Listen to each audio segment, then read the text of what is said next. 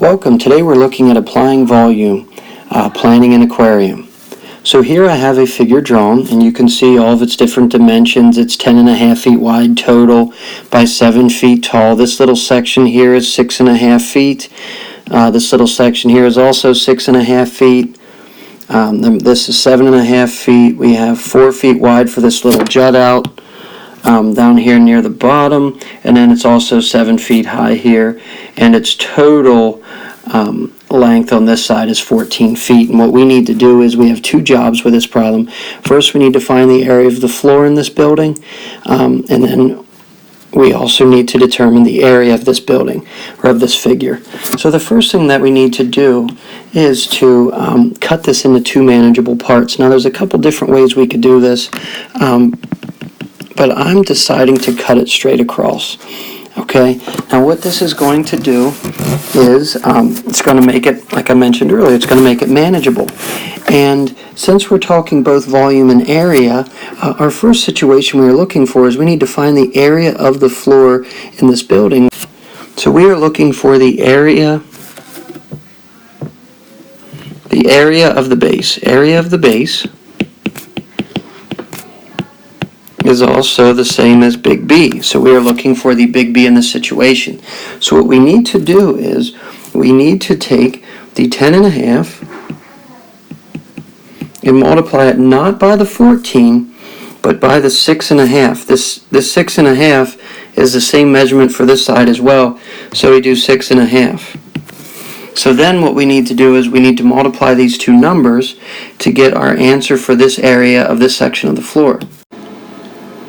So the area of the back section is 68.25 feet squared. And now we need to find the area of the section in the front. Now this can be found by multiplying the 4 times the 7.5. 4 times 7.5 equals 30. So we add the 30 feet squared to the 68.25 feet squared, and we get our final answer for this part of the question at 98.25 feet squared. So again, that is our big B. Okay, so the area of a floor in this building is 98.25. Now we need to determine the volume of the building, and volume has two formulas that we can use. Volume equals length times width times height, or we could do volume equals big B times H. Now I'm going to decide to use this big B times H formula because we have done most of the work already. Here, right here, is our big B. So our big B is 98.25. So we are going to use that. We have 98.25 times our height of 7. You can notice both here is 7 and back here, so our height doesn't change at any point, which is great. And we get an answer of 687 3/4. And I'm running out of room there with my label, but it needs to be feet cubed. It needs to have that little 3 because we're dealing with volume. So again, just to recap the first step, we found the area of the floor by splitting it into two sections. Again, there's more than one option. You could have split it this way if you would like. You would have had slightly different numbers. Another option, sometimes people will do the whole area and then subtract what kind of looks to be a bite here.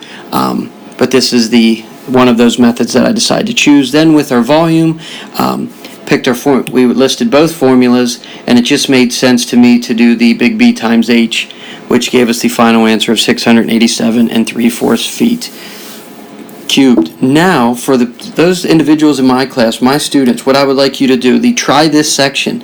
I would like you to take this formula,